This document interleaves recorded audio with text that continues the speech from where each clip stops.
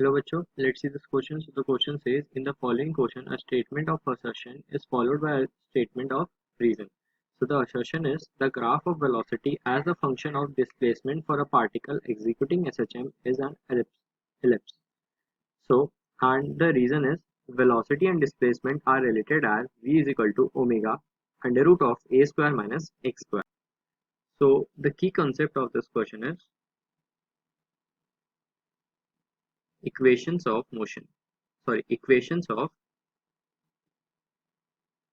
Simple harmonic motion. तो जो हमारी इक्वेशन है यहाँ पर डिस्प्लेसमेंट और वेलोसिटी के बारे में ही बात करा जा रहा है. तो डिस्प्लेसमेंट की जो हमारी इक्वेशन होती है वो होती है ए साइन ओमेगा टी और वेलोसिटी की हो जाती है A omega cos omega t. Velocity की एक और इक्वेशन होती है omega under root of A square minus x square.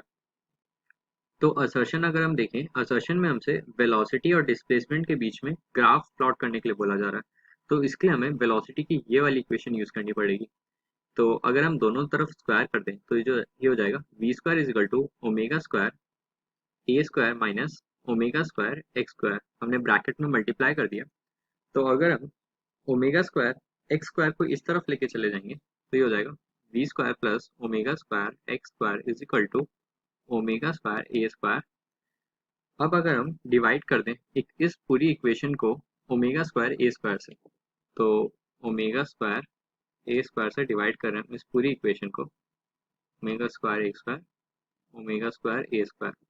तो यहाँ से जो वैल्यू आएगी वो आएगी वी स्क्वायर ए ओमेगा का whole square plus omega square से ओमेगा स्क्वायर कैंसिल हो जाएगा यहाँ पर और ये आ जाएगा X square upon A square is equal to 1.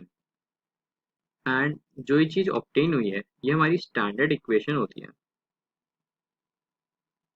This is the standard equation of ellipse. अगर कोई भी रिलेशन एलिप्स होगा तो उसकी स्टैंडर्ड इक्वेशन है. तो यहाँ से ये तो प्रूफ हो रहा है जो असर्शन है वो हमारा ट्रू है. रीजन में बोला जा रहा है the velocity and displacement are related as v is equal to omega under root of A square minus x square. ये बिल्कुल सही है. जो हमारा दूसरा रिलेशन होता है वेलोसिटी का डिस्प्लेसमेंट के साथ, ये सेम वही फॉर्मूला है. तो जो हमारा रीजन है वो भी ट्रू है. बट कहीं से भी जो रिलेशन है रीजन का और असर्शन का वो मैच नहीं हो रहा है. ऊपर वाले में बेसिकली हमें ग्राफ के बारे में पूछ रहा है और नीचे वाले में बेसिकली हमें फॉर्मूला पूछ रहा है. तो है तो दोनों ट्रू बट वो आपस में रिलेटेड नहीं है. तो यहाँ से the final answer would be option B. If the both assertion and reason are true but the reason is not the correct explanation of the assertion. So hope you understood it well. Best of luck.